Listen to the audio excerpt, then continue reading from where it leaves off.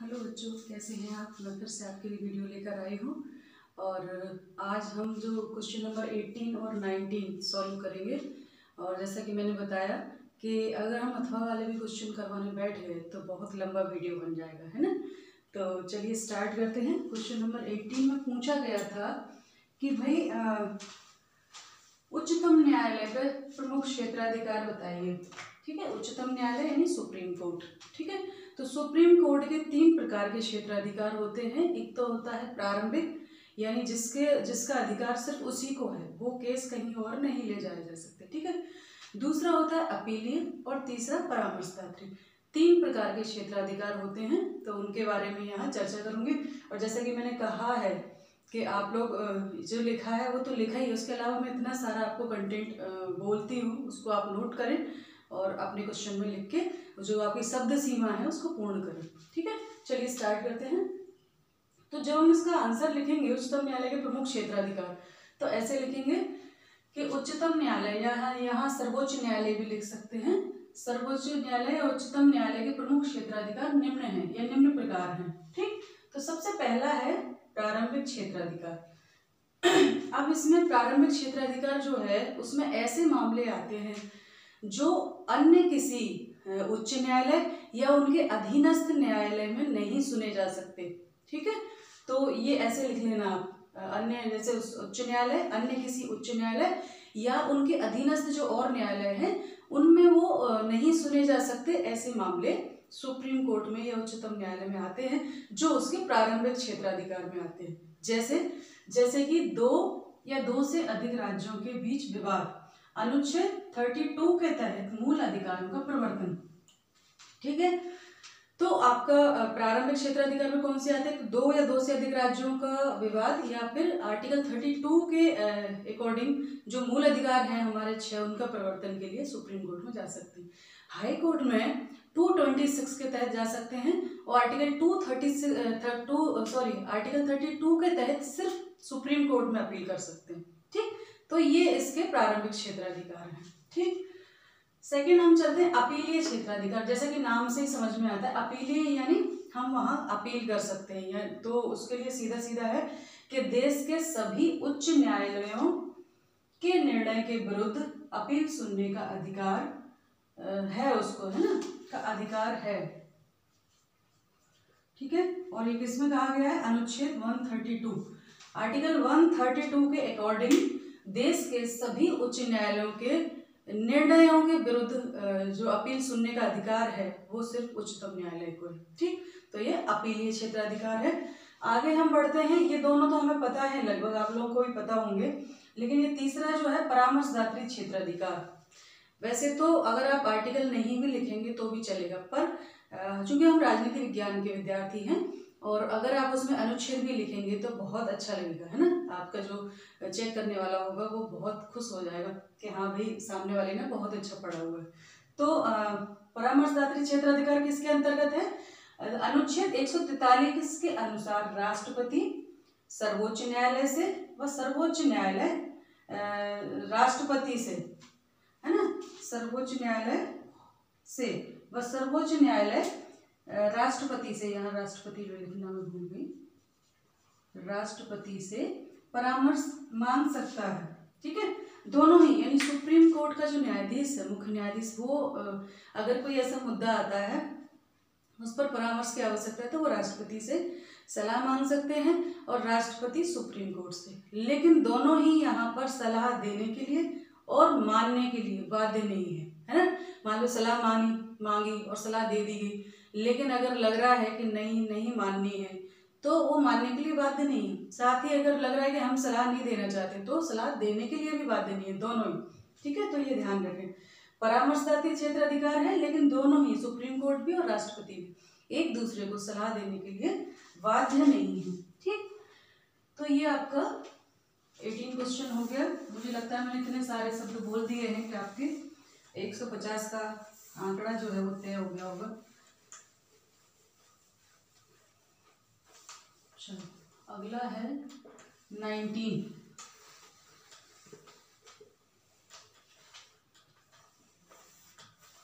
लिखने को तो हम बहुत कुछ लिख सकते हैं ना शब्द सीमा में, लेकिन बात ये है कि आप सार लिखें, है ना। जब सार लिखेंगे तो फिर एग्जैक्ट नंबर आपके उतने ही आएंगे। तो 19 जो है वो है, किसी विधेयक को कानून बनने के लिए किन किन परिस्थितियों से या अवस्थाओं से गुजरना पड़ता है, ये हमारा प्रश्न है 19। ठीक है, तो इसका उत्तर हम लिखेंगे 19 का, किसी विधेयक को या किसी विधेयक को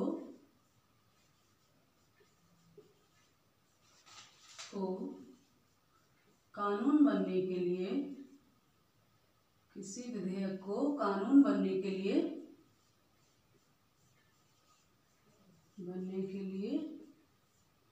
निम्न प्रक्रियाओं से गुजरना पड़ता है। निम्न अवस्थाओं से, अवस्था पूछा था तो यहाँ अवस्थी शब्द का हम प्रयोग करेंगे। निम्न अवस्थाओं से गुजरना होता है, गुजरना होता है। ठीक है, कौन कौन सी अवस्थाएं हैं? सबसे पहले तो इसके लिए उसको 5 अवस्थाओं से गुजरना होता है, तो यहाँ लिख दें ये 5 हैं। ठीक है, ये 5 अवस्थाएं हैं। पहला है प्रथम वाचन, प्रथम वाचन। ठीक है, इसमें क्या है, विधेयक को पढ़ के सुनाया जाता है सदन में। ठीक, दूसरा है द्वितीय वाचन, द्वितीय वाचन। ठीक है, और तीसरा है प्रवर समितियों की स्थिति, है ना, प्रवर समिति की स्थिति, प्रवर समिति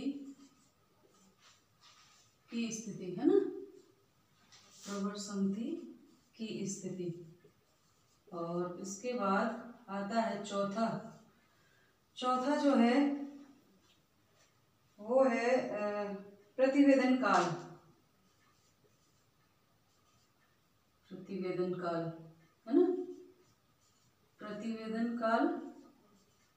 और उसके अलावा 5वां जो चक्र है वो है क्या, तीसरा वाचन, है ना, तीसरा वाचन, तीसरा वाचन हो गया। अब इसके बाद जब ये तीनों स्थितियां हो जाती हैं ना, इन 5 परिस्थितियों से या स्थितियों से, इन 5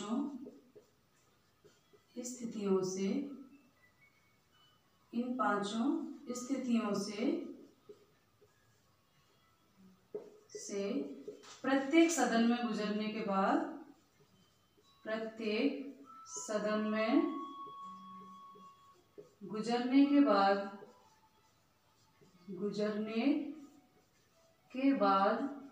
प्रत्येक सदन में जब इन 5 परिस्थितियों से गुजरते हैं, प्रत्येक सदन मतलब राज्यसभा और लोकसभा, किसी में भी पेश हो, चाहे पहले लोकसभा में पेश हो या पहले राज्यसभा में पेश हो, दोनों सदनों में ये 5 स्थितियों से गुजरने के बाद, है ना, बहुमत से पारित होने पर, उसके बाद बहुमत से पारित हो जाता है दोनों सदनों में, बहुमत से पारित होने के बाद, है ना, होने के बाद क्या होता है, राष्ट्रपति से के पास हस्ताक्षर के लिए जाता है ना, राष्ट्रपति के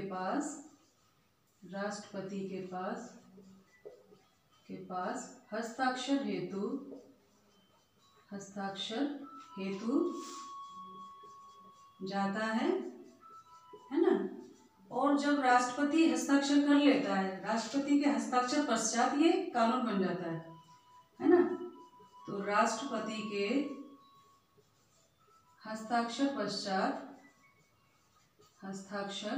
पश्चात